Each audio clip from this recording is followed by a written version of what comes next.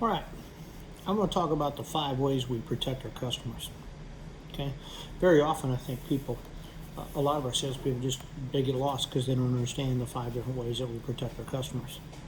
And yet, this is one of the most important things that you can do is explain to the customer how you're going to protect them. You've got to see this as an ongoing. You've got to explain this as an ongoing maintenance project that continues to protect them throughout their lifetime. All right, this is hugely important.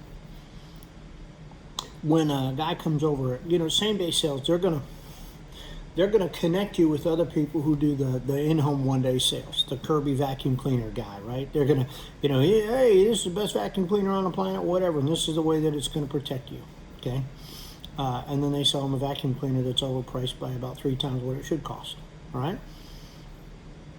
Then you got the generator guy that comes in, right? You got the Windows guy that comes in.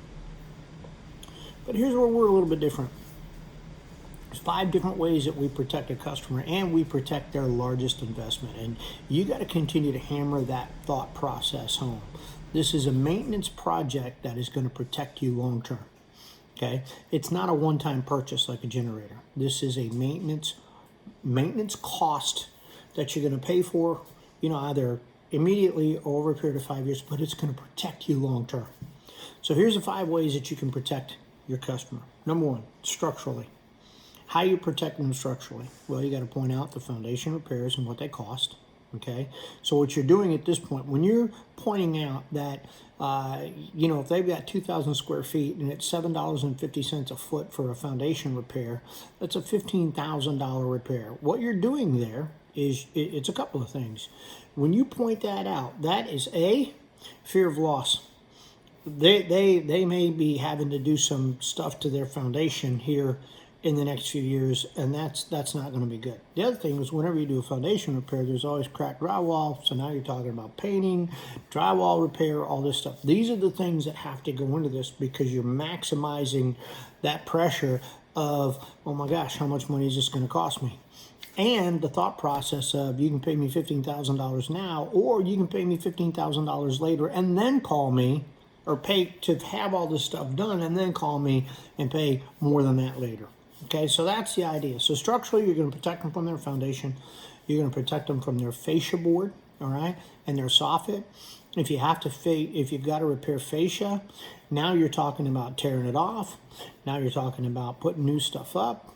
Now you're talking about painting it, rehanging gutters, the whole deal. You're probably talking $7,000, $8,000. You've got to bring up those dollar amounts so it begins to get real to them as to what these things can cost. All right, that's on an average house. That's on a house that's about 2,000 square foot. You can expect $7,500 in fascia repair or more.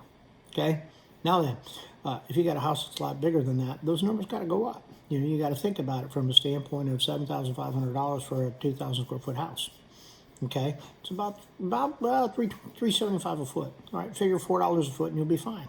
Okay, now, and you're talking square footage. So ask them, how big is this house? How many square feet is this house? They'll say 2,000. Do the math. $3.50 times 2,000, 20. That's going to be over $3,000. Okay, that's going to be closer to $6,000. Excuse me. I'm not real good at math. All right. The other thing you're going to protect is your soffit. Okay, so soffit, fascia, potentially roof deck. There's a lot of things that can happen if it goes untreated. All right.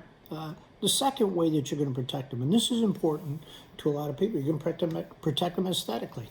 People are concerned about their curb appeal on their house. They want, when people go by, they want the house to look good.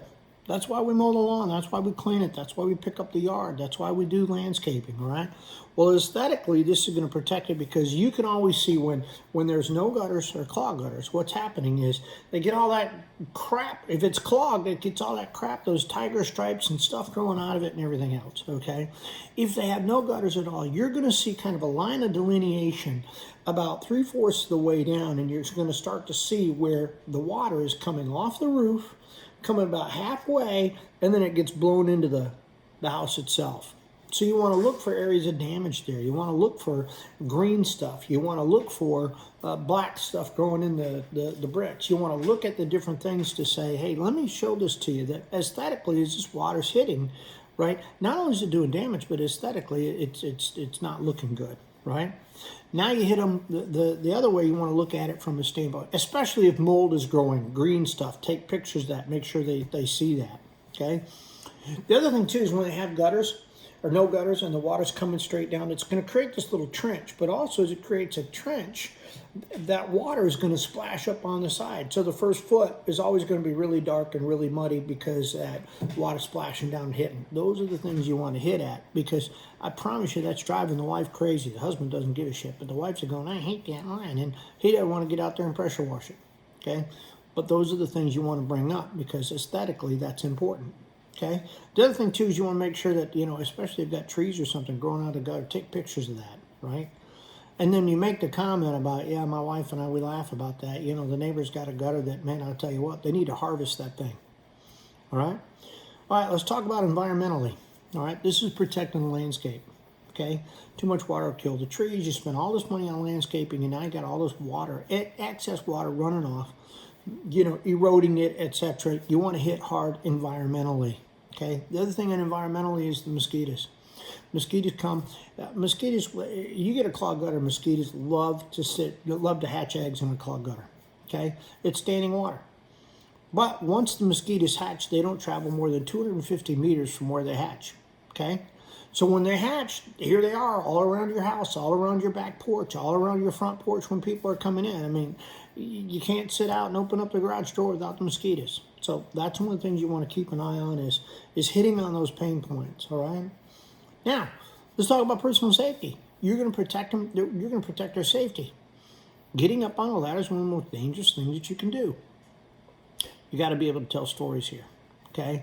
We have the video of where the guy's falling off the ladder, all right? He missed 16 months of work. 16 months of work, all right?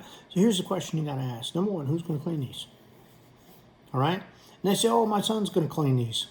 You better be prepared when they tell you that your son's going to clean them to hit them with the stories. Well, is that where you want you to spend the time when your son comes over, the grandkids, with him up on a ladder cleaning? So if he fell off the ladder and he got injured, how much work would he miss and how would that affect his family? Tell the story. My dad was home recently with my grandfather and my dad was going to do some work in the yard. My grandfather said, absolutely not. Son, I'd rather look you in the eyes and spend time talking to you about what's going on in your life. I'll pay somebody else to do that crap. These are the stories that you got to have to stress the importance, all right? So you're protecting them financially, okay? When you really think about this is an ongoing maintenance project, you are protecting them financially. All the other things that we talked about are going to cost money, right? The only other thing that you could add to that is personal safety. If somebody's injured, now you got pain and suffering. That's another thing you want to add to that. How painful is that going to be? Tell the story. Look, my dad just had surgery. I watched that process of healing, and man, it's just he's still not over it. It was back surgery from an injury working on the house. And here he was. There's no telling how much money it cost him because I'm sure the surgery cost him over $10,000 out of his own pocket, and then he missed, dang near over 3 months worth of work. How much does that cost?